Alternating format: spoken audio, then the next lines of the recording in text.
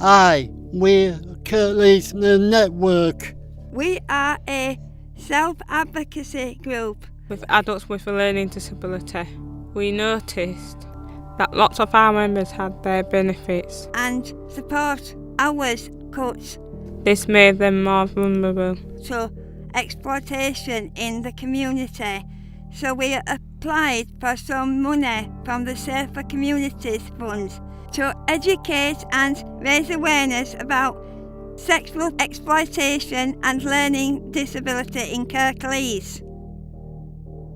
This film is about sexual exploitation and the issues for people with a learning disability. Exploitation means being used, treated unfairly, or taken advantage of. Sexual exploitation is a form of sexual abuse. It happens when a person or a group of people take advantage of an imbalance in power, so that means one person's got more power than the other, to push or trick a person into sexual activity. This can either be in exchange for something that the victim needs or wants, or for money or status of the person doing the abuse. We know that there is lots of evidence that people with a learning disability are much more at risk of abuse and exploitation than the general population. In fact, MenCamp says people with a learning disability are 4 times more likely to be sexually abused, and women with a learning disability are more at risk than men. People with a learning disability often don't get any or proper sex and relationship training, which can lead to unsafe sexual practice and sexual abuse. They can struggle to see the abusive situations before they happen. There is a lack of accessible information about sexuality, and they are often overprotected and not seen as people with sexual desires. Professionals don't always think about what extra support victims with a learning disability will need or include them in planning services. It is important to know that even if consent is given, a victim can still have been sexually exploited. You can see this in our first case study. This looks at Anna. All of these cases are true. Names and venues have been changed to help hide the victim's identity.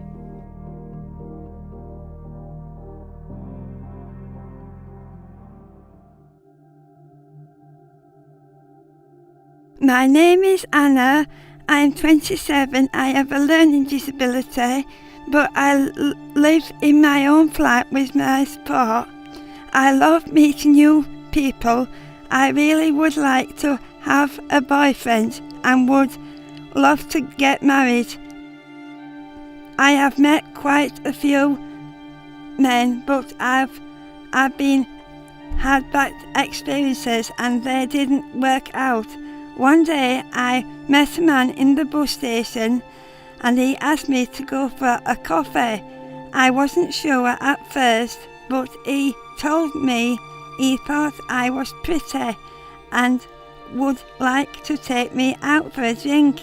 I did go for a coffee with him, and the next weekend I met him in town and didn't tell my support staff where I'd gone, because I am not supposed to meet men on my own, but I thought he really liked me.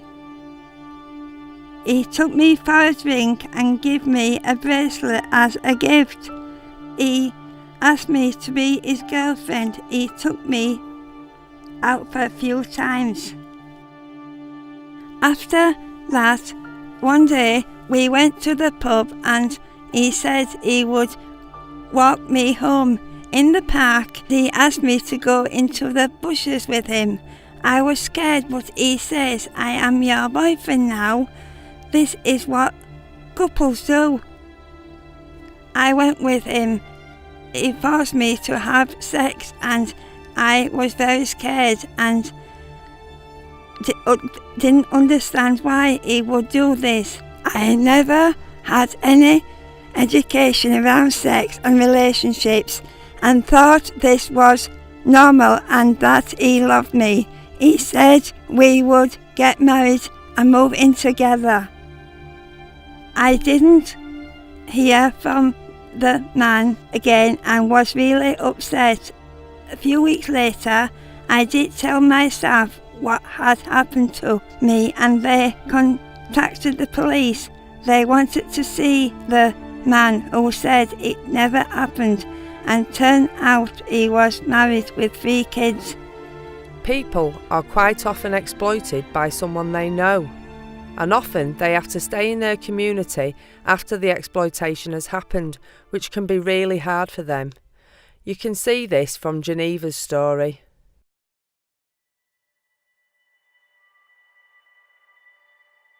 Hi, my name is Geneva. I wanted to share my story so this doesn't happen to other women with a learning disability. I'm 24, I'm from a large family, and we're all really close. I've got a really mild learning disability and live at home with my mum and my dad and my sister.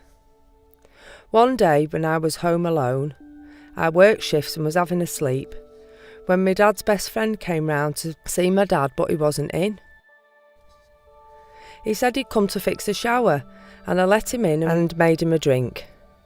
He asked me when my parents would be back. I made him some tea and he started to tell me how grown up I looked, and that he'd always really liked me and found me attractive, which is really weird. I've known him since I was a little girl. I didn't like it, so I went back into my bedroom. He followed me back into my room and raped me. He told me I couldn't tell anyone and had to keep it a secret. I was in shock and really upset. I didn't tell anybody for nearly a week. I wouldn't speak, and I was scared no one would believe me or I would get into trouble. I eventually broke down at a centre I go to and ended up telling my friend, and she made me call the police. I had to go to a special centre and have a physical examination, where a doctor looked at me and took samples. After all I'd been through, it was really traumatic to have that done. I also had to give evidence which was really hard to understand, and I had to do a video interview and describe everything in lots of detail. Some of the police were really good with me and they did make it easier to understand, but some of them just didn't understand my learning disability and didn't explain things properly. There wasn't much easy read information about having to go to court and the court case. In the end, the case did go to court and he was sent to jail. I did get good support with the trial, but after it was all over, that's when things started getting bad. I started having panic attacks and was worried all the time. I couldn't stand people being near me. My relationship with my boyfriend broke down and I was really scared to go out on my own. I also had to tell my family. That was hard. I don't think there is enough support out there for women with learning disabilities. After things happen to you and you're exploited, you just got left to get on with it. People need more support. People with a learning disability can be easy targets for exploitation. For some people, this can result in pregnancy, like in Donna's case.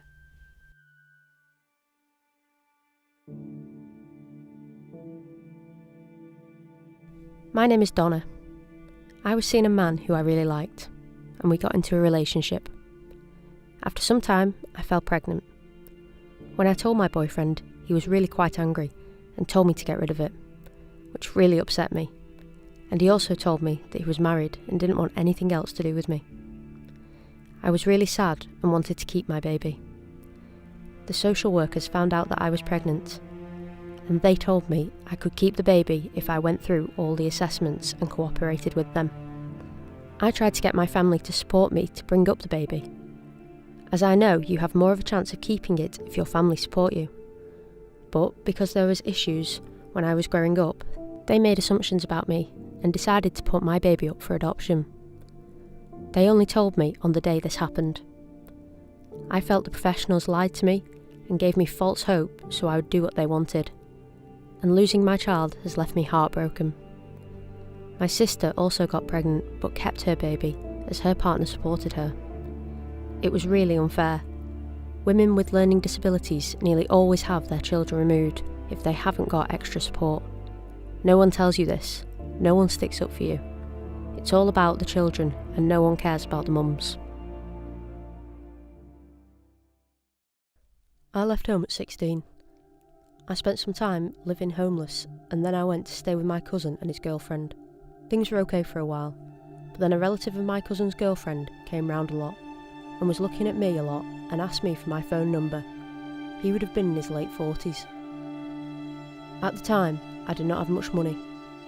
He knew that, so he came round with milk and stuff for the house, and bought everyone takeaways, and always offered to help out and babysit my cousin's girlfriend's kids. I thought he was a really nice guy at first. I trusted him because he knew my cousin. He fancied me, and people were trying to matchmake us. But I didn't want that. He didn't have a learning disability and made fun of my disability and autism, and told people that I was a bit slow.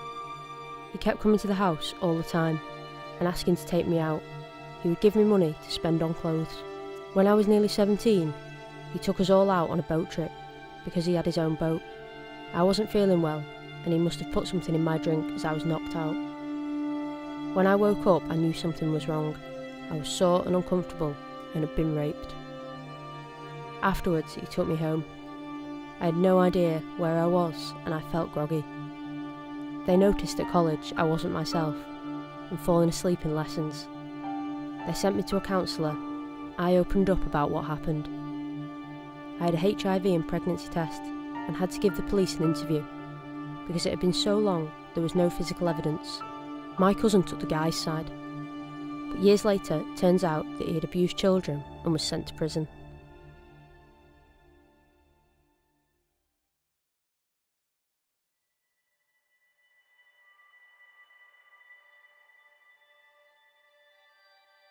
My name is Jack, and I'm going to tell you what happened to me about when I got exploited as a young lad when I was at college.